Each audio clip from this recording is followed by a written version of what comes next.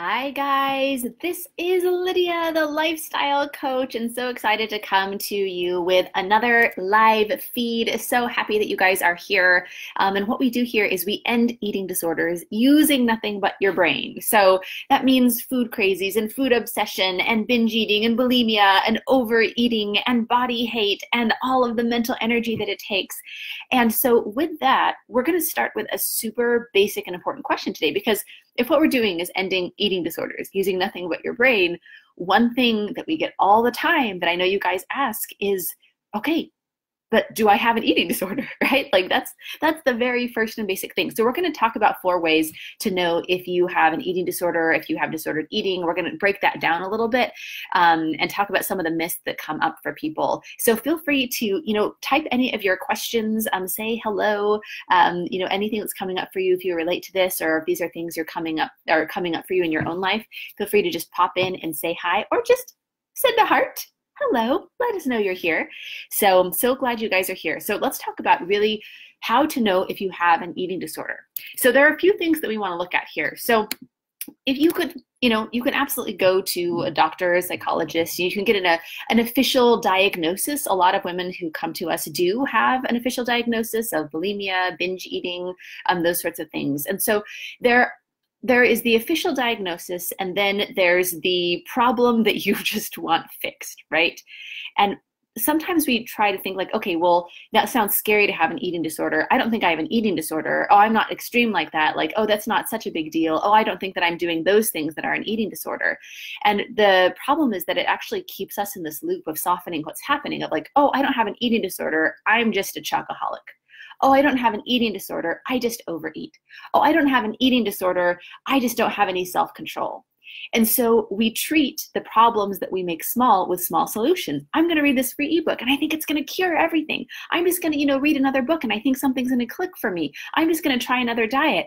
And the thing is that you get caught in this cycle. And we, talk to women who have been in this for, 25, 45 years, because they keep on saying, oh, well, I don't think it's that bad. And so they keep on putting it off. Now, it might not be that bad. You might not have disordered eating, and that's fine. But you want to be able to find out and know, because there's nothing like the clarity and the reality and the truth that will be that first step for that solution. Because if you don't really understand what the problem is, then you won't be able to know how to fix it or what help you need. And so I want to help you guys to really get that clarity today. Now, I just want to make this distinction. I'm not a doctor. There's an official diagnosis, in the DSM-5 about, what is exactly, binge eating disorder, for instance. And so let's go over that a little bit. I mean, you can just Google that and see what that is. But let's talk about that and sort of the issues that come up for this. So on the one hand side, there's, the official diagnosis, right? There's like oh, okay, all right, this is absolutely, textbook, yes. But let's look at what the definition is of binge eating disorder, and we're going to break this down a little bit. So one thing that is in the official diagnosis is the episodes are associated with 3 or more of the following, right? So 1 is eating much more rapidly than normal. Okay, well, yeah, that sounds like a binge. But we have so many women who come to us who they're not eating more rapidly than normal. They're eating at a normal or even slower pace all throughout the day. So they're eating just as much extra food. It may be an even more intense binge, but they're not sitting down and owning this pile of food and just going after it. This is something where it happens 5 almonds at a time. Back and back and back. Okay, well, it's okay to just have 1 granola bar. Okay, well, I'm not quite satisfied. I'll just have 1 more yogurt. And it's hours of going back and back. And so that would disqualify them from this first one, but it's just as damaging, right? So the next one is eating until feeling uncomfortably full. Well, one thing that I know that I've experienced myself with, binge eating and bulimia is that I never felt full. I would feel like painfully, like physically painfully full all at once, maybe after a long time of binging. But up until that point, I wouldn't feel full. My hunger and fullness signals were so messed up that I had no idea what was hunger and what was fullness. So if the definition is eating until feeling uncomfortably full, well, you know what? I didn't feel uncomfortably full for a really long time into that because I wasn't in touch with my fullness. The third one is eating large amounts of food when not feeling physically hungry. Okay, back to the hunger and fullness signals. I felt physically hungry all the time. I felt more physically hungry after eating a large meal and more compulsion to eat than I did when I hadn't eaten for a long time and I should have been hungry because my hunger and fullness signals were all messed up. So there's the official diagnosis, which, of course, like which would damage your life more. If there's like the official diagnosis, or if you are struggling with all those things and more, but it doesn't necessarily fit into that box. And so what I want to help you guys to see and to, really think about for yourself is just this simple question, because there are a lot of women who come to us with an official diagnosis and we help them and set them free and they don't have an eating disorder anymore. Awesome. But then there are a lot of women who come to us that just aren't sure if they have struggles with eating or not. And so instead of an eating disorder, what if we just called it disordered eating? And you can ask yourself this question: if I kept eating this way, however your current relationship with food is, if I kept on eating this way for the rest of my life, would I be okay with that? Would it rob me of my happiness if this continued forever? Would it rob me of opportunities? Would it rob me of memories? Would it rob me of physical health? And if the answer to that is yes, then there's probably some relationship with food, some disordered eating that is happening that is keeping you from being able to live your life how you want to. And if that's something that you're struggling with, I want you to know that there are ways to be done. And so we have some women come to us where their eating isn't even an issue. It's the way they're feeling. So for instance, we had a woman come to us who she, had read some books, some things had clicked for her, and she was able to maintain not binging. She was able to not do the behavior through thinking about it all day and tracking it all day and worrying and trying to control all her circumstances. And she just said, this is not freedom. Yeah, I'm not binging anymore, but I'm going to go insane. This is an issue for my mental health because I think about it all day long. I am so absolutely defined by it because I'm putting all of my energy into trying to not binge. And she had maintained this for like over a year. But that is not freedom. So she might not have been binging, but she was still suffering from those same elements. So we're going to look at 4 different ways to really know if this is something where you're struggling with disordered eating in some way. And honestly, this is an important thing to look at because a lot of times we don't get the help that we need because we don't put ourselves in that category, right? Because it just seems kind of scary, right? Like, oh man, what would that mean if I had an eating disorder? What would that mean if something was wrong? Wouldn't that be scary? What would I have to do? And then we worry about that identity and we worry about that label. But what if we didn't put a label on it? What if it was just pink elephants or whatever you want to call it? It's a relationship with food that is damaging your life. Okay, let's look at that. But one reason why I know that on my own journey, I did so many things that didn't work is because I never saw myself as having somebody with bulimia because I could never purge. I could never throw up. I tried, but I couldn't do it. So what did I have to do? I had to starve myself. I had to over-exercise. I had to control all of my eating and try not to eat to make up for my binges. I didn't know that there was a binge eating disorder. I just thought, well, maybe I'm a food addict. Oh, well, maybe I just have a lack of self-control. Oh, well, maybe it's all these things that people say of like, maybe I don't have coping mechanisms for my stress. And they were just all paths that led to dead ends because that wasn't the issue. But I never labeled myself as bulimic because, oh, well, I couldn't purge. So that's what it is in my mind. Instead of really finding out that, oh, that was my way of purging, was starving myself. Oh, okay. That's why I was in that cycle. And you can be completely out of that cycle, but not if you're looking in all the wrong places to be able to find those solutions. Okay, so let's talk about, first of all, before we get to those 4 ways of telling, we need to talk about really the problem here. We need to talk about one reason why we don't see what's happening as an eating disorder, why we have normalized this. We live in a society where disordered eating is praised and where disordered eating is taught. If somebody doesn't eat dessert when everybody else is, now that doesn't always mean that they have disordered eating. Maybe they're just making a choice. but the behavior would look the same, right? If somebody was trying to starve themselves and if somebody was trying to not eat something, it would still look the same. And we praise that. Wow, look at that person. They have so much self-control. They're not eating when everyone else is eating. Applause. Way to go. When somebody is starved, when somebody is like textbook body of an anorexic, we praise that. Open a magazine.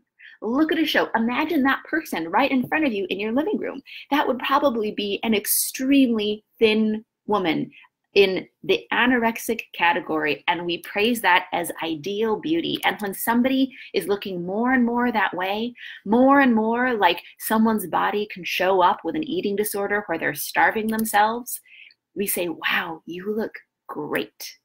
What is your secret? How do you do it? And we see images of people with eating disorders all day long. We see that praised. Look at a billboard, open up any sort of commercial, and look at the extremely thin and lean images that we put in front of everyone. We see these all day long. And familiarity breeds acceptability. Familiarity breeds liking. And so it's something where we start thinking that if we are not that thing, even if we intellectually know, oh, everyone's body is beautiful, no matter what shape you are, but I want to be thin, but I think that's really important, but I just want to be, I'm going to put in quotes, healthy, right? And then we associate that with being at a really unhealthy place because we see all these unhealthy bodies and we say, oh yes, that's the ideal. Now that doesn't mean that every thin person is anorexic, but it does mean that the image of anorexia that we praise is something where whatever we're doing with food to try to get to that place, instead of looking at that and being like, wow, I think I have a disordered relationship with food, it's, wow, I'm doing great right now because I'm aligning with that thing that we praise. Where we call fitness competitions, when we have a model of health and experience where women are eating cotton balls to get rid of the hunger pangs in their bodies that are natural to when you starve yourself. When we work so hard to distort our bodies that our bodies regain 20 pounds in just an instant after doing this incredibly manipulative thing with our bodies that is so, so damaging. Where we keep on going back into that restriction and we hold that up as ultra health. You win the prize, literally. It is a fitness competition for whoever can have the best eating disordered behavior. And where the most popular diets right now are starve yourself for this window and then eat these limited amount of things for this window as fast as you want because the time is ending and then you've got to go back into your starvation window. That is like the fad diet right now. It's literally teaching disordered eating. This is the cycle of disordered eating. It's the restrict and then it's the binge. And then we hold that up as the cool new diet. Look at all the health benefits of teaching yourself how to be a binge eater. Where women have to find solutions to grow their hair and make it thicker because they don't have enough calories and they're starving away. And so their bodies start cannibalizing their hair and their nails. And they're like looking for hair growth solutions because they don't have enough nutrition. And we praise what their body looks like because of what they're doing. Where, okay, well, if you're so thin, and praise for the thinness, but look, you don't have any breasts because you have no body fat. What's the solution? Oh, well, you should probably go under the knife. You should do a dangerous surgery where you could die and put artificial implants because it's hard to get to that ideal, right? We live in a world where the ideal of beauty is something that cannot be done in normal circumstances without surgery. And then we praise people who have severely disordered eating and we call it ultra health. And we praise people who cannot eat and we call that self-control. And we have a world where no self-control really means I'm just having trouble doing my eating disorder and I'm not doing it as sustainably as other people. Wow. You could maintain your eating disorder for a year. That's amazing. I can't maintain mine for more than 3 days. That's the world that we live in. And that's a big part of the problem is when we look around, we don't see anything wrong with the way that we're eating because the way that we're eating in a disordered way is literally praised, unless, of course, it turns into something where we aren't able to restrict as much. And that's exactly where it goes. It's like binge and restrict, and then it's just binge, and then we're pushing our set point weight up, and then we start rapidly gaining weight. We've seen women who are gaining 10 pounds a week, and their eating didn't change. Their metabolisms just broke. And that's when it turns into the emergency of, oh, wait, I can't do this well enough to stay thin anymore. My body broke. I better get help for it now.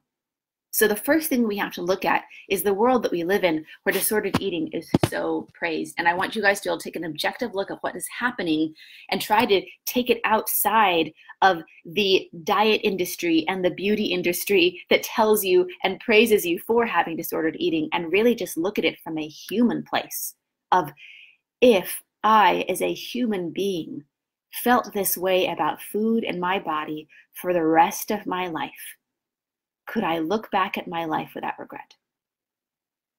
And if the answer is no, then we have options for those next steps of how to be done with that. But it starts with a question and it starts with your answer. Okay, so let's get into it. Let's look at 4 areas to know if you have disordered eating. The first one is mental energy. So with disordered eating, because you are depriving and restricting, and other factors as well, there's a lot of biological and psychological factors that go into this that creates that cycle of disordered eating. But one thing that happens is a lot of mental energy starts going toward it. You start thinking about food a lot. You start pinning a lot of pictures of food on Pinterest. You start fantasizing about your next meal. You start worrying about your next meal. You're planning your meals. You're tracking your meals in a compulsive way. You're not able to be present with people because you're thinking of, wait, is it lunchtime? Is it lunchtime? Is it lunchtime? You're checking your clock to be like, okay, can I eat now? Can I eat now? Can I eat now?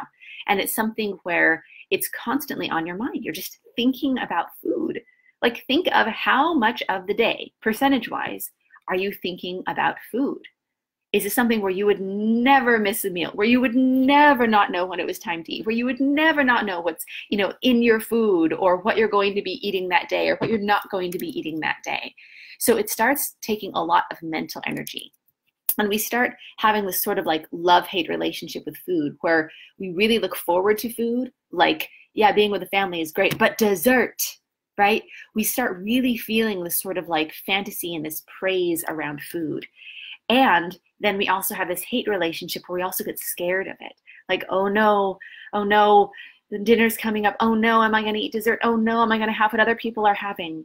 And so it really starts taking that mental energy. So just think of, for your own life, what percentage of the day are you thinking or worrying about food or your body or what you're going to eat or not eat? Because to contrast that with normal eating, eating is just not a big deal. So for instance, as a completely normal eater now, I'll have a meal, and even if I'm being mindless about it and I'm distracted and I'm talking to other people, and by the way, I can do that now. I can not think about my food because I'm more involved with conversation. Once my body starts getting full, I'm like, oh man, dessert looks really good, but I'm just super full. Like, I can't eat the rest of my dinner. I feel bad about wasting this, but it's just like, I'm full. I lose that interest in food because I'm either involved with other things or I'm just physically full. But when your mental energy is so taken up by it, like, I used to be at restaurants and I couldn't talk to anyone else because I had to look over the menu over and over and over and pick all the right things and make sure that I was getting, the very best thing, and wondering how I'm going to eat it all, and wondering how I'm going to keep myself from eating it all. And I couldn't have a conversation with anyone else or be present. I would pretend somebody would be talking to me. I would be looking at their mouth moving, but I would be thinking about, when is the food going to be here? And did I make the right choice? And maybe I shouldn't have had that. And what am I going to do to make up for the food that I'm eating? So the first thing is that it's going to start taking a lot of mental energy. The second thing to look at is it starts becoming a cycle where it's more extreme on both ends. So it might start out with like, oh man, I shouldn't have had dessert. I'll work out extra hard tomorrow. I'll eat fewer calories tomorrow.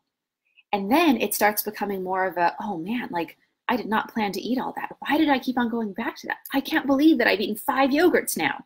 What? Okay, well, this is, I've got to make a plan for this. Like, this is an emergency now. Like, okay, so we're going to start tomorrow and we're going to start clean eating and we're going to have clean eating all day. And so then you fall off the wagon again, right? So it starts becoming a cycle. A lot of times we start seeing like, man, I can't go for more than 3 days on my diet without just binging, without just completely being off the rails. Oh, that's so weird. And then it just sort of turns into this 3-day cycle. maybe a week on or week off. It may be like, I only have this much willpower, I'll put that in quotes. And then, oh my gosh, then I start binging.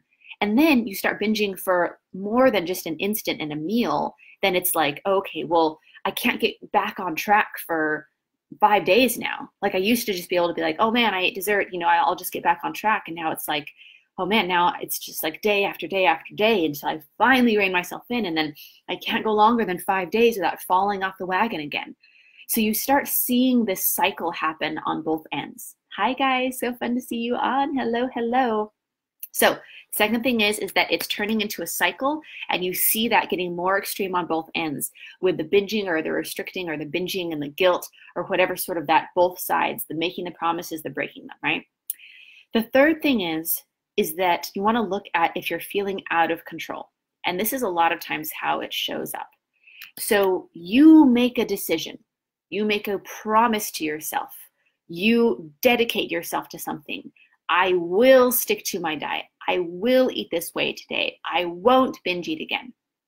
And then you start breaking promises to yourself. And it starts getting confusing because you're a person of integrity. You're not lying to other people.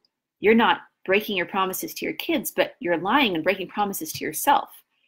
And so it starts having this feeling of being out of control. Like, what is it that food has such a power over me that I'm breaking these promises to myself?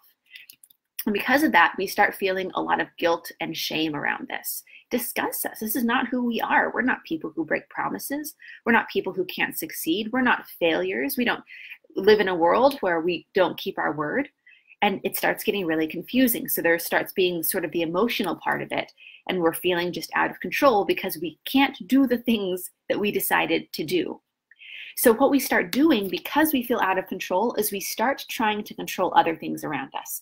So we start trying to control our circumstances because we don't trust ourselves. So, okay, I simply can't bring this food into the house because I'll eat it all.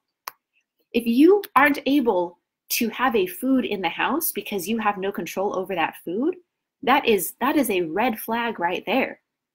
You should be able to have anything you want in your house and not feel out of control with it.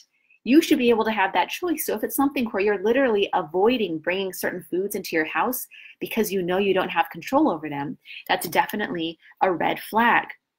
Or trying to eat a certain way. I simply can't trust myself around sugar, so I just have to not eat sugar.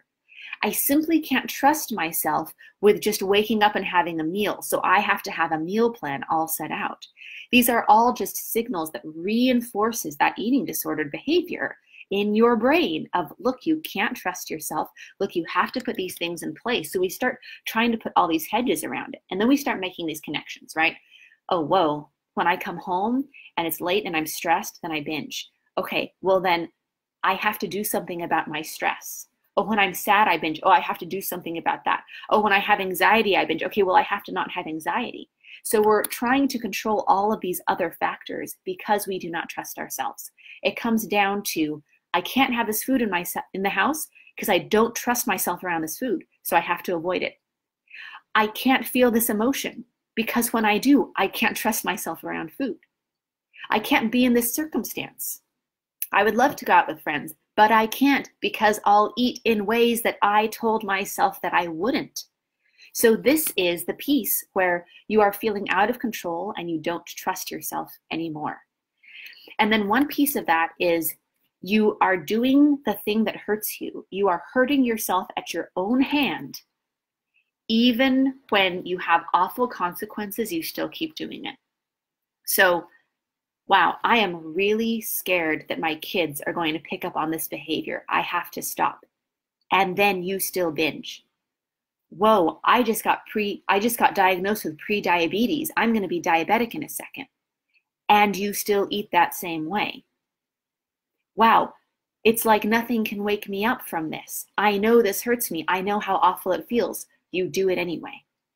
That is that feeling of being out of control. It's not even that you know how bad it is, what you're doing and what it's doing to you, but that you know that and you're doing it anyway. So that third thing to look at is elements where you are feeling out of control. And then the fourth thing is that you can look at how much time is this taking you. really like look at your day objectively, like just look at what's happening. How many hours of the day do you have where you're awake? How many hours of the day are going mentally toward worrying about this, thinking about food, planning food, measuring food, tracking food?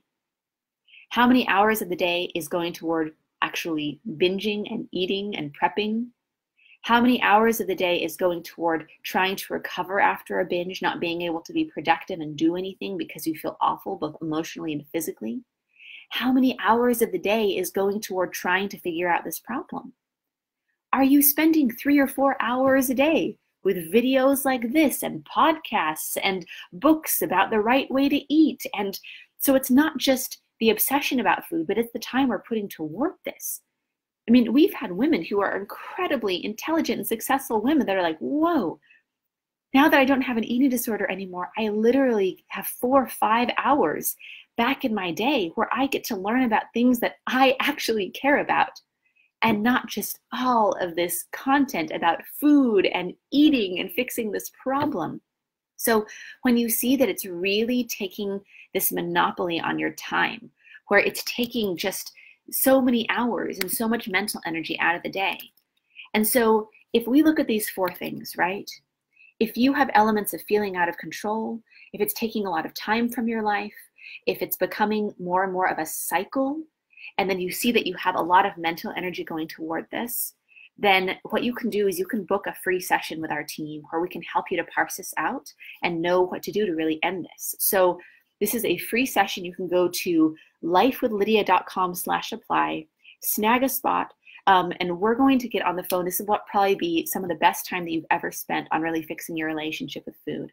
Because what we're going to do is we're going to get you a foundation of freedom where we're really going to understand the problem and understand the solution and help you to know any missing pieces. And if you're still wondering, you're like, I don't know if I have disordered eating. I'm not very happy about this, but I'm just not sure. We're going to let you know. We have people that we let them know, like, hey, you're being really hard on yourself, but you don't have disordered eating. We are going to be honest with you. Or we will also let you know if this is something that, is obviously a problem, and then what to do to fix it. And so this is a free service that we have for you guys. You can go to lifewithlydia.com/apply and snag a session with us. And so fun to see you guys on today, and we will see you soon. Mwah.